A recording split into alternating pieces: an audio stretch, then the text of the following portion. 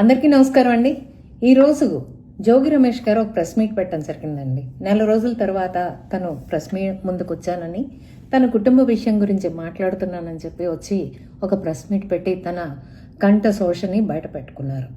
ఆయన ఎంతసేపటికి తన ఇంట్లో ఉన్న సమస్యని సాల్వ్ చేసుకునే ఉద్దేశంలో ఉన్నాడేమో అనుకున్నాను, కానీ మళ్ళీ తీసుకొచ్చి ఆ బురదని తెలుగుదేశం పార్టీ నాయకులు అధినాయకులు అయిన నారా చంద్రబాబు నాయుడు గారికి, లోకేష్ గారికి పిలవటానికి ప్రయత్నం చేస్తున్నాడని మాత్రం అర్థమైంది నాకు. ఎందుకు చెప్తున్నాను అంటే, తన ఇంట్లో తన కోడలు తన మీద కేసు పెట్టి నన్ను ఇలా చేస్తున్నారయ్యా బాబు అని చెప్పి కేసు పెడితే దాన్ని వసంత కృష్ణప్రసాద్ గారు ఏదో నాటకం ఆడిచ్చి ఆ కేసు పెట్టించారని చెప్పి చెప్తున్నారు. అయ్యా జోగి రమేష్ గారు, మీరేదో చెప్తున్నారు. నేను ఎప్పుడు పర్సనల్ విషయాలకు వెళ్ళలేదు. తెలుగుదేశం వాళ్ళంతా మా పర్సనల్ విషయాలకు వెళ్ళి మా పర్సనల్ విషయాలను బయటకు తీసుకొచ్చి మమ్మల్ని అల్లరిపాలు చేశారు అని. ముందు మీ ఇంటి విషయం బయటికి రాకముందు, మీ ఇంటి విషయం బయటకు వచ్చి 4 గోడల మధ్యన ఉండాల్సిన విషయం 4 బజార్లో 4 గోడల మధ్యకి వచ్చేటప్పటికి అది మీ ఇంటి విషయం అవ్వదు.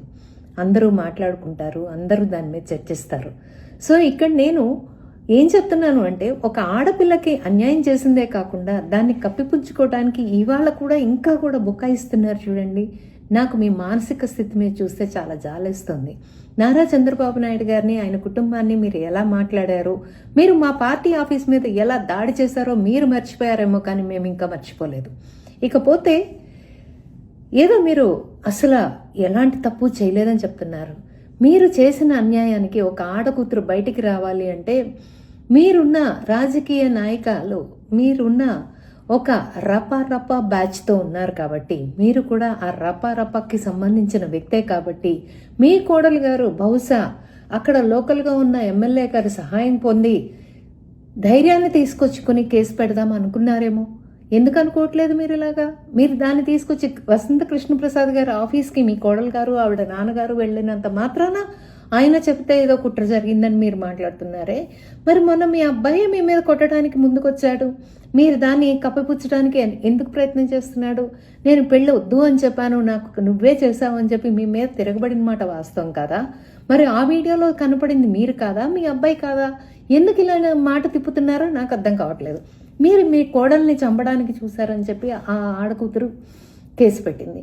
పబ్లిక్గా మీ అబ్బాయి గారు మీ కోడలు గారిని, నీకు మేఘనా నీకు నొప్పి తగిలింది కానీ నీ నొప్పి మా నొప్పి కాదు అంటాం అబద్ధం అంటారా?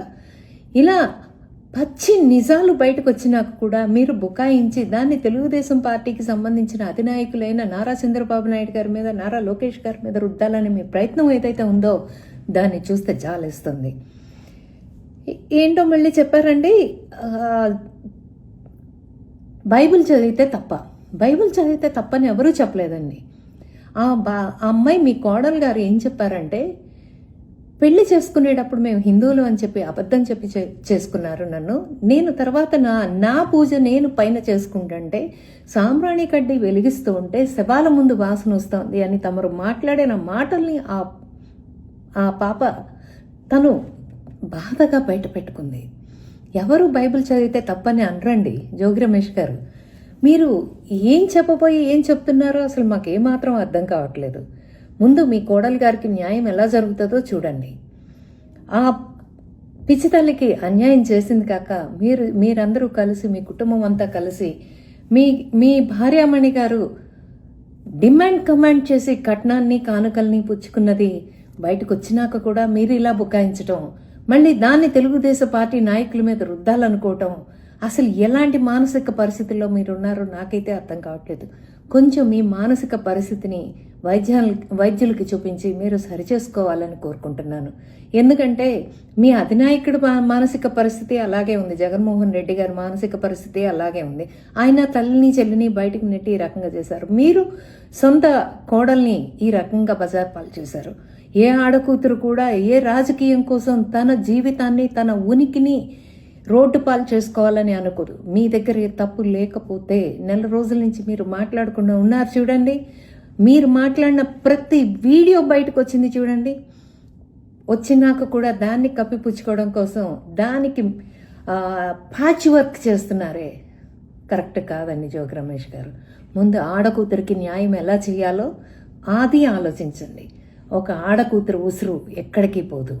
మీరు మీ రాజకీయం కోసం ఆడకూతురు బతుకుని కూడా తీసుకొచ్చి నడు రోడ్లో పెట్టేసేసి ఇవాళ దాన్ని కూడా టీడీపీకి పిలవాలనుకోవటం నిజంగా మిమ్మల్ని చూస్తే జాలేస్తుంది. మీ చేత ఈ ప్రెస్ మీట్ పెట్టించిన మీ జగన్మోహన్ రెడ్డి గారిని చూస్తుంటే ఇంకా జాలేస్తుంది. దయ ఉంచి మీరు దాన్ని రెక్టిఫై చేసుకుంటారని ఆశిస్తూ సెలవు తీసుకుంటున్నాను. Thanks a lot.